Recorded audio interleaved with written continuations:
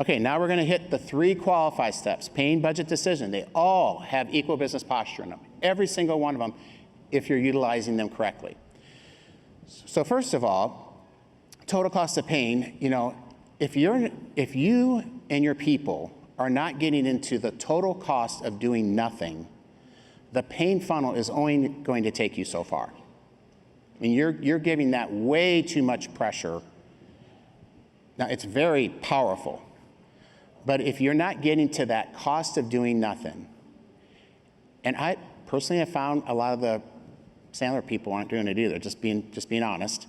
But if you can't get to what are they missing out on, now some things it's almost always emotional. Personally, I do not like any squeaking in my car. That just is like an irritant. Like, now anybody else kind of like that? You don't like this, any weird noises? And how many of you go, dude, turn up the radio. How hard is this? He's just like, that doesn't bother you at all. Well, if I'm in the getting the little squeaky sounds out of a car business, actually my wife doesn't care about it. So, and she goes to that person, and I go to that person, it bugs the bejeebers out of me. She's like, I just turn up the radio, it's okay. Who's more qualified to work with? I mean, I am in this situation. It's my problem, but it bothers me, okay? So it could be nothing more than emotional, but for those of you that are calling on businesses, I would really, really attempt to find the financial costs, because why do they want to know our pricing? Because it's tangible. Why is it important for them to know what they're missing out on? Because it's tangible. So it's really important. And if it's not worth it to them, we both can walk away. It's okay. No one, I'm not superior, they're not, it's just not worth it. But let's not belabor it, right? So, and if they're not willing to have these conversations with me or put homework together, or let's say it's someone who's reporting to you, and they're not willing to bring any data to the meeting with the problem that they're having, I would argue you probably shouldn't be working on it either.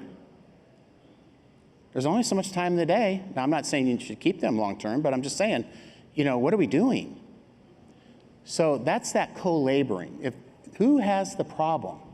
Usually, when a prospect comes to us, they do.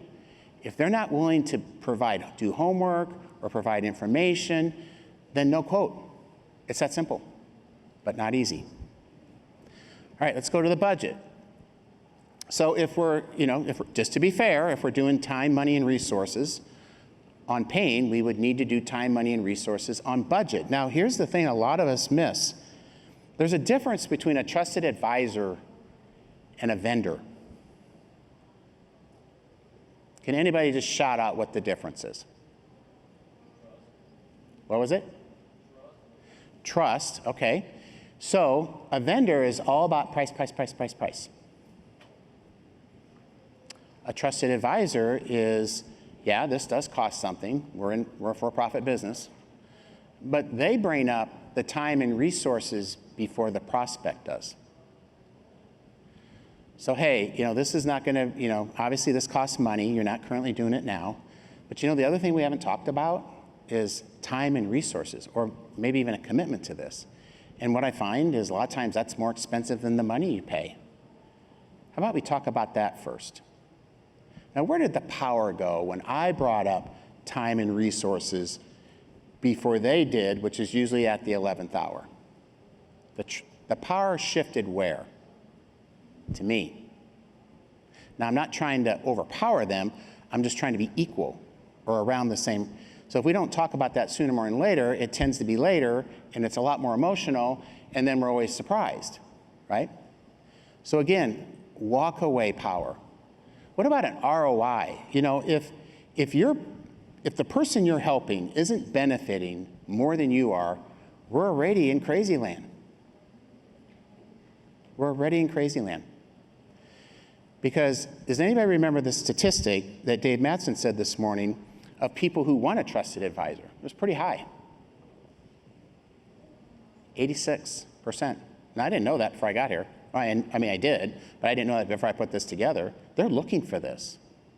So when you bring up things that could stink up the deal before they do, they trust you. Someone said that over there. Again, co-laboring. They might have to pull some reports. They might have to do something before we come up with that number. If they're not willing to do that, you have to really ask yourself, why am I continuing to spend time and not get paid on your problem? That's called enabling. When we're working together, co-laboring, co-creating, whatever you want to call it, we're empowering them. So there was the giver, the teller, and what was the third one? You may remember from that talk? What was it? Say it again. Sense maker. There's the giver and the teller, crazy land.